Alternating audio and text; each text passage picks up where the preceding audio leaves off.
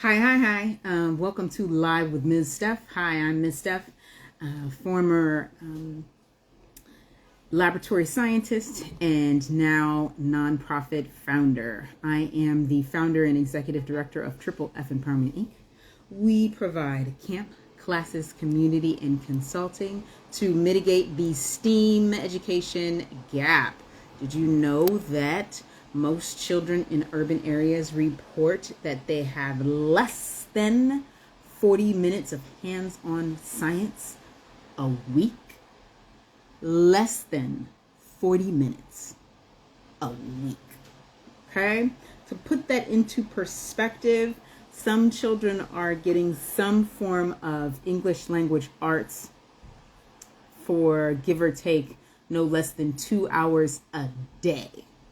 Right? So 5 days a week, 60 minutes in an hour, 120 minutes for 5 days a week, compared to 40 less than, thank you so much for watching Live with Ms. Steph, hi, compared to, on average, children are reporting that they're getting less than 40 minutes a week of science or hands-on STEAM. So we mitigate that, meaning we respond to that lack in a way that then manages it and hopefully replaces what they're missing.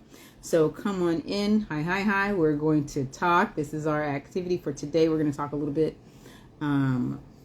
Maybe you all have noticed that we've kind of been doing water-related or water-themed science projects for the activity. And for those of you who are new here, as I said, hi, I'm Ms. Steph. Welcome to Live with Ms. Steph. We start off with our weekly Science Club news, just to kind of keep you up to date. And then I go into demonstrating an activity for you, and I'll walk you through the things that a grown-up needs to know to run an activity with children of various ages. So yes, today is March 24th, 2025. As far as Saturday Science Club, there is no Saturday Science Club this coming Saturday, which is March 29th, because it is fifth Saturday. Whenever we have a fifth Saturday, as you know, for those of you who've been following me for a while, I definitely believe in planning and engaging our young people on a regular basis. And I also, as I've matured and have learned more about running an organization and a business, the importance of rest. So fifth Saturday is a rest day for me, and I'm going to be transparent about that because it is healthy and it is important for us to communicate those practices and behaviors to not only the community that we serve and work with, but to other folks, so that you can think about if you were to start a nonprofit organization, one of the things that I would highly recommend that you start with, that you make sure that you have, is rest time and reflect time. And so that's one of the times that I take to do that. That being said, what else is going on? Monday through Friday, I will be traveling around doing all of my traveling science teacher locations. If you know who you are. Those are already pre-contracted. Additionally, this is state testing time, prep time, so things that you can do to be supporting your young person to get ready for the New York State science test, in particular the elementary school test. Fifth grader, if your child is a fifth grader, you need to be looking into that. Know that your child will be taking 3 tests. If you've not already opted out, which is a choice that your family may have already decided to make, if you have not already made that choice, most likely your child is going to, you should plan for your child to participate in testing. And even if you've opted out, which you can do, there's still different important dates that you should be aware of. So definitely make sure that you check your child's school calendar to know when those dates are happening. Like I said, there will be 3 tests for your fifth grader. Fifth graders are going to take 3 tests. They'll take an ELA test, they're going to take a math test, and they are going to take a science test. All 3 of those are going to be administered via computer. If you have a fourth grader, your child will be taking ELA and math state test on the computer. And so today's tip, I did mention that this last week as well, but I'm going to really hone in on it. Today's tip for test prep, things that you can do at home, is sit with your child. If you have access to a laptop computer or a desktop computer, I don't presume that everybody has access, but if you do have access, things that you can do is go on the state website and just type in sample questions, like ask for sample questions. You can Google that and actually they will come up. Make sure you're getting the right state, because if you just type in state, even if you're in New York City, you would think kind of like the AI situation would just naturally bring you to the New York State website. No, that's not what happens. Make sure you type in New York State and make sure that you are then kind of sitting your child down and having them do the practice questions on the computer, because there's some skills in addition to being able to have content information of like knowing science, knowing math, knowing ELA concepts and so forth. There is a technique to taking the test. They need to make sure that they're scrolling. Once you get on, you'll know what I'm talking about. But they do need to scroll down. The test does kind of say, hey, you didn't finish this section. And also getting them used to what we call cluster questions, meaning there is a passage or a diagram. In particular, a lot of times on the science test, hi, thank you for watching Live with Miss Steph. It'll kind of go back and forth between a diagram or a passage with some type of like picture, and they need to read that passage. Read it well. Read that passage and then move on and answer questions related to that passage.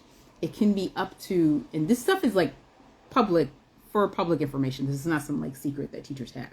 And so that's why I'm giving y'all tips now and highlighting it for you now and bringing it to your attention now so that you can be prepared and that you can emotionally prepare your child. But yes, my tip is to make sure that they're scrolling and to read thoroughly. So those types of things. Also, it's always good, just as a STEAM educator, I like to have my children in various aspects. All of my students, all the way from age 2, maybe not quite 2, more my 3s, all the way from as young as 3 up, practice thinking about the order of things or procedures, right? So one of my things that I like to do, that I've started to do over the last month and a half or so, is when I exit a classroom, I ask the student, okay, well, what do I have to do now? Because it's important to be able to put steps in place for yourself. In particular, I have a site that I go to where I leave the majority of my things in one classroom, and then I come over to the room. And so the kids know, oh, you're going to the other, like, where am I going? One, having them think through that, because little children, unless we have them practice it, they don't know. They just think you just leave. You go home or you go wherever, poof, you disappear. No, that's not what happens.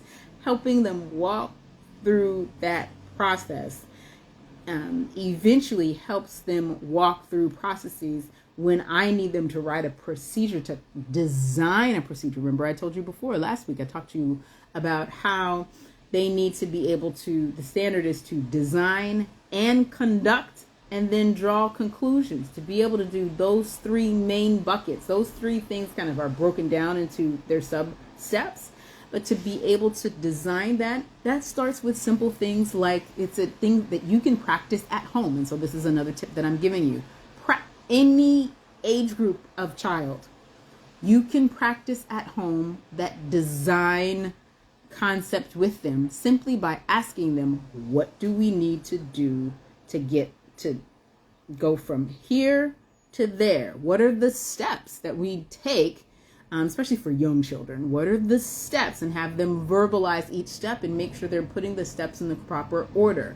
I kid you not. Yes, this is a science thing that you're teaching them, and you're helping them practice and getting them ready to be not only successful in their STEAM educational experiences, but for life. I teach science not just because it's fun for me, not just because scientific principles and concepts are used on a daily basis, but because the habits of a scientist are used.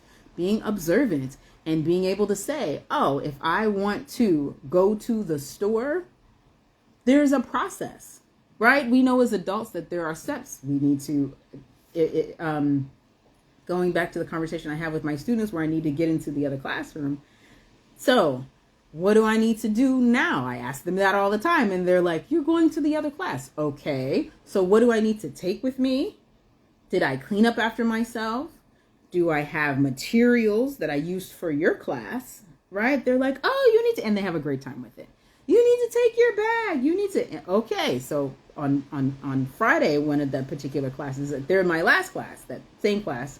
On Wednesdays is my first class, and then on Fridays, they're my last class. And they're like, you need to, and I have them legit do all the steps. Okay, so I need to take the materials, put them back in my backpack, okay? Is it raining outside? Is it cold outside? What? Oh, you need to put your coat on. Okay. Did I wear a hat? I typically cover my locks. It's a thing that I have. And they know that. The kids know that. I show them that those parts of myself. Again, these are things, I kid you not. A lot of times people are like, how do you teach science to little children? I teach it to little children the way you teach all other subjects. You start at their level, and I see science in real life. There's not a space between living and science concepts, principles, and procedures, and just like different like technique skills. I use my skills as a scientist on a daily basis, right? So yeah, they walk me through the process. They're like, yeah, you have to put your hat on. Da, da, da. Okay, well, what else do I have to do? You need to walk down the hall. Okay, I walk down the hall. And then you need to open the door. And then you need to sign out. All of those steps. Getting them to tell you steps in advance. That in particular is being a scientist. Because then when they get to my class, they need to be able to write down the steps first. One of the questions, here's tip number 3. Okay, right? So my first tip was to look things up and have your young person practice kind of reading on the computer, like reading for detail. Okay. Next science tip of the week is having all children of all ages practice telling you steps in order for quote unquote real life scenarios. Okay. Tip number 3 is then getting them used to, it's not necessarily a tip, it's just kind of like an FYI, but getting them used to the reality that scientists write down their procedure first. Like we think through our steps first. And one of the questions that I asked my 5th graders is explain to me why you have the importance of writing down your steps first before just starting to mix any kind of chemicals together. Why is that so important? If your 5th grader can answer that in more than one complete sentence, okay, that you can tell that they're ready to be able to design and approach the questions that will come up on the test that will have them do that, because they're not going to. The test is not going to ask them the way that I asked, as far as like why or that type of stuff. But for them to be able to sit back and really think about the importance of planning first, because if you have not made a plan, then how do you know whether or not it came out properly? So that's one thing, okay? If you haven't made a plan, you haven't decided what you're going to measure. And for those of us in nonprofit world, shout out to us, KPIs, like key performance indicators, and what are we going to measure, and what are we going to say that we're going to do in a year, or what are we saying we're doing, for example, with grant dollars.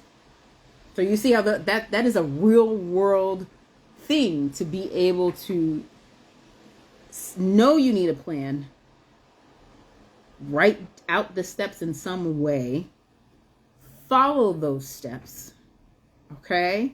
Notice where the steps maybe need to be tweaked for another time. So that's another extension, and that kind of gets into engineering, getting your child to think like an engineer. So now this is kind of like thing 4. Having them think like an engineer would be asking them what went right and what went wrong, and going into what would you change for next time? How would you add a variation and improvement, something to improve your design to have it function better? Okay? So let's, for all of that, again, there's no Saturday Science Club. This coming weekend is the 5th Saturday, and no, there's not Saturday Science Club this weekend, March 29th. We will have Saturday Science Club the following week on April 5th. In April, keep in mind, we only have 2 Saturday Science weekends. We've got April 5th and April 12th. April 19th, I will be out and about in the community.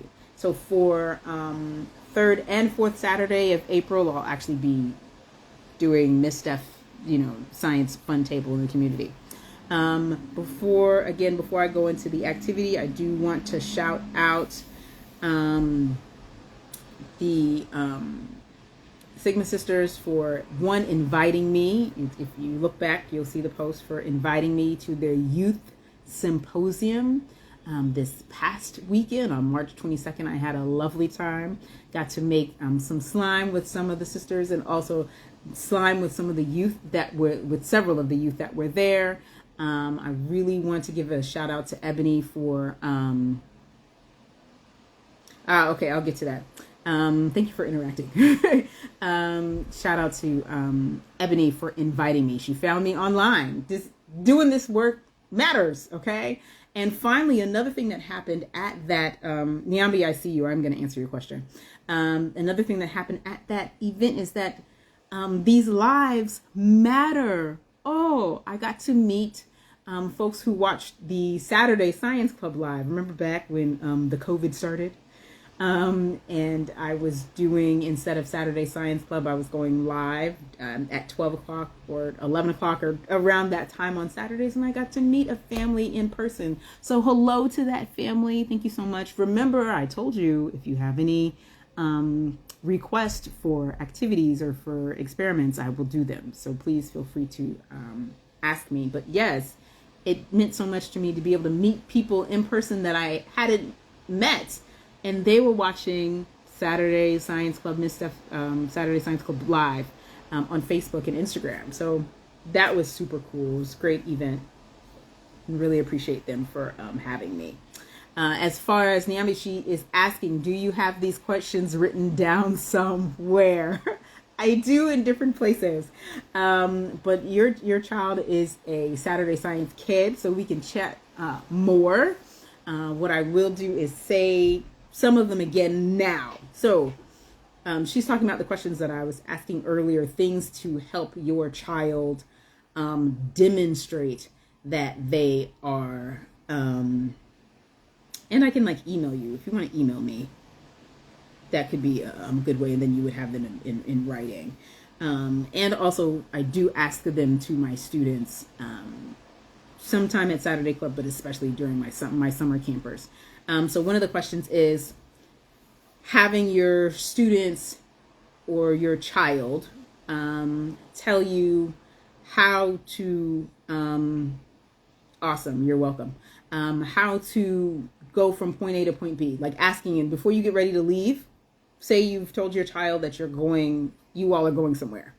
Before you all have put your coats on and put your shoes on, ask them what are the steps that they need to take, that we need to take as a family to get out the door.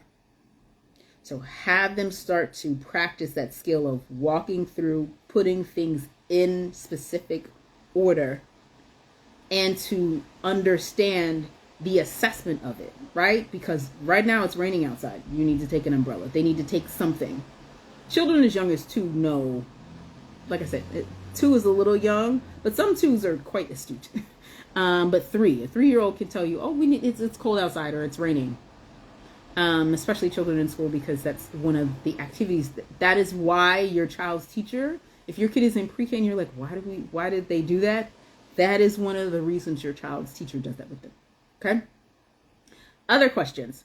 Another major thing is having a discussion with them about why when they're doing a science activity.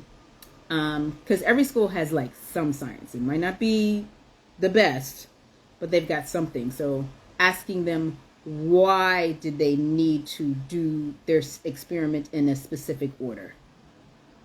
Okay. That's another question. And another big question, which leans more into thinking like an engineer, is how can I improve this for next time? Okay. So that's a major thing. How can we improve this next time after they've built it, after they've designed and they're like, okay, I built this like this. And Niami is, especially when she's making something like artistic, when she like builds or draws or whatever, how can we do this better next time? I don't know if you necessarily want to use the word better, especially when it's artistic. But if she's like building something, a robot, or putting together a kit, then those words are okay, because you're not necessarily putting a value on something creative that the child has made, right? Because we still want to, be kind and value their feelings about things. So that's some of the questions that you can ask your young scientists to help prepare them to be thinking like a scientist. Okay.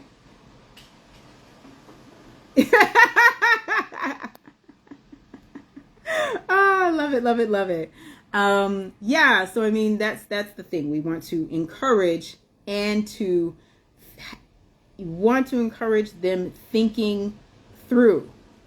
Critical thinking skills can be applied at any point in time. Okay.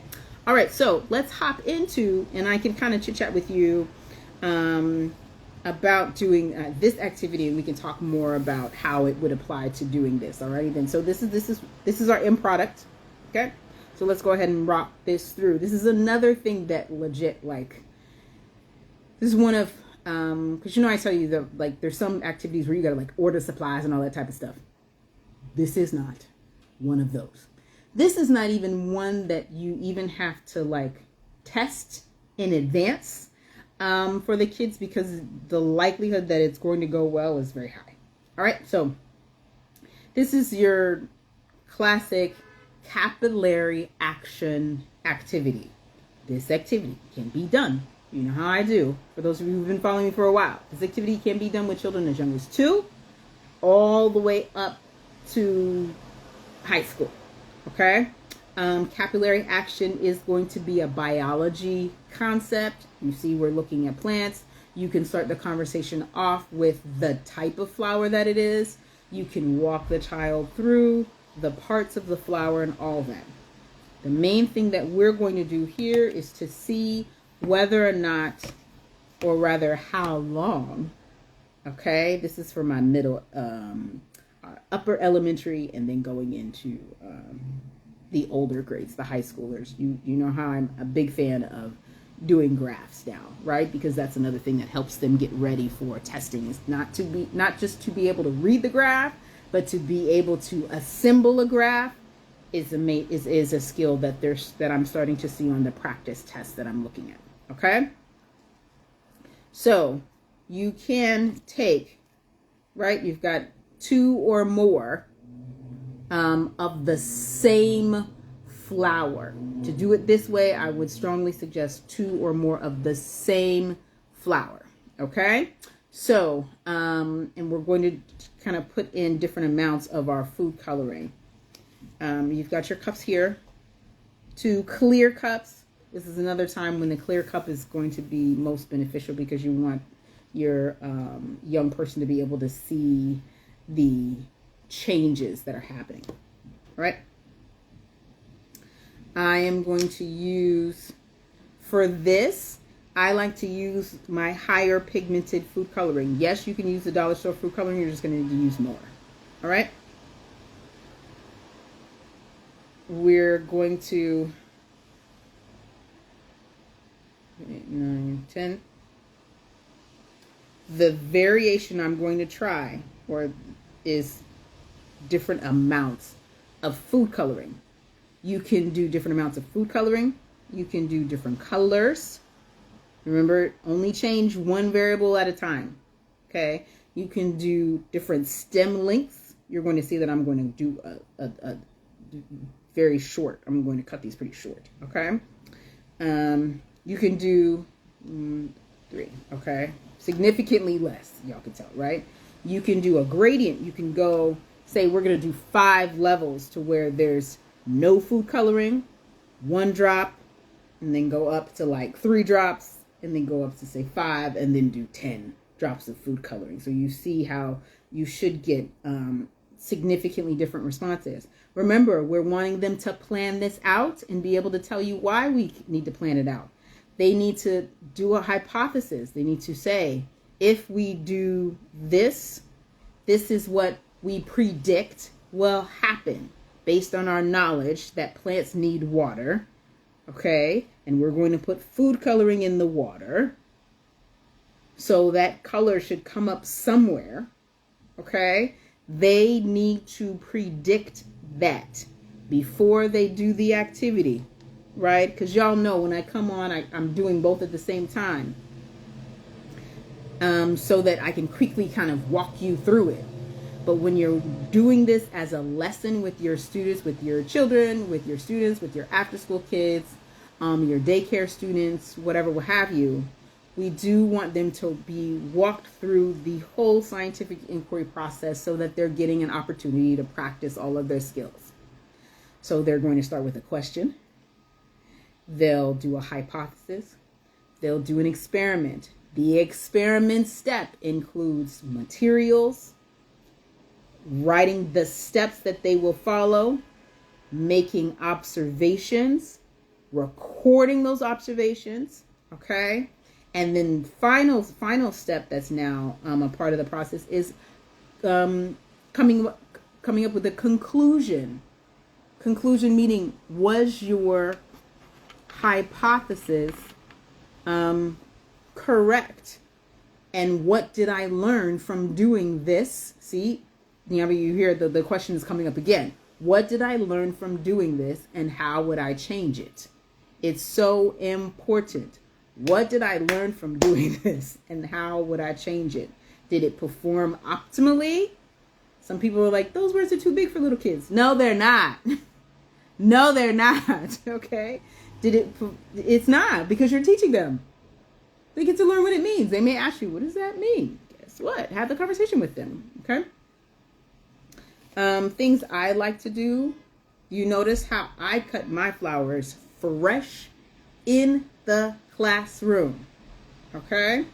And I, again, remember, our variable for this is only going to be how the drops. So I'm going to cut the, it's a measurement moment. I'm going to cut the roses at a similar, right on an angle, at a similar level. Okay? And yes, I do like roses for this. You may have seen it online with carnations, and it does work well with carnations. But I found out years ago that carnations weren't available when I was looking for the materials, because I buy these fresh. I just bought these this morning. I buy these as fresh as possible. Okay. Then I'm going to put this down in the food coloring, and then quickly pour. Of course, we need our water levels to be the same, right? Because we're only changing how much food coloring we put in. So it's the concentration, okay? It's a bit hard to see on camera, but in real life, I can tell this is a lighter blue, in fact, okay? Because I put more drops in the same amount of water. So I'm getting a significantly darker blue in this cup, right? Other things you would walk your young person through, especially like the littles, my twos, we just, boom, everybody gets one flower, we keep it moving, and they get to kind of see and watch it change over time, okay? And this does take a little while, okay? That's another thing in your bar graph that you can do, or in a line, or all kinds of different ways that this could be represented graphically, right? And that's another thing that you need to plan out first. Get them to plan that first. We don't want to decide how we're going to represent it after, right? So yeah, I'm going to show you, hopefully you'll be able to see it on camera, because in real life I can see it really well. This one I started as soon as I got home from my last lesson that I did. You can tell I've got different amounts of water, but I just wanted you to see it, okay? So, you can see it. So the blue is starting to, do you see there on that petal? That was not there. That is the blue that's in the water that the plant is sucking up. Okay? Remember, gravity pulls things to the center of the earth, so it shouldn't be able to do this if it's only due to gravity. But plants have capillary action. There's an additional thing that's happening, and so the water actually moves up. Okay? And the food coloring helps us see that the water is moving up. Okay, that's the point of the food coloring if you're working with younger children, okay? So you see how this plant, this one, right, doesn't have any blue in the rows on the petals yet, whereas this one, you can see quite a bit of blue coming through. And this has only been sitting for an hour. Well, a little bit more than that because I've been talking for a while because I get a little excited, okay? But yeah, like I said, you can talk your child about labeling things. You decide, remember we've pre-planned, this is a planning exercise. So you decide when you will check the plants. If you're going to check the plants in an hour, if you're going to check them once every hour, how realistic is that, and all that type of stuff, especially if we're doing this in the classroom. Or if you're just going to come back, say, the next day at after school and look at them really quick.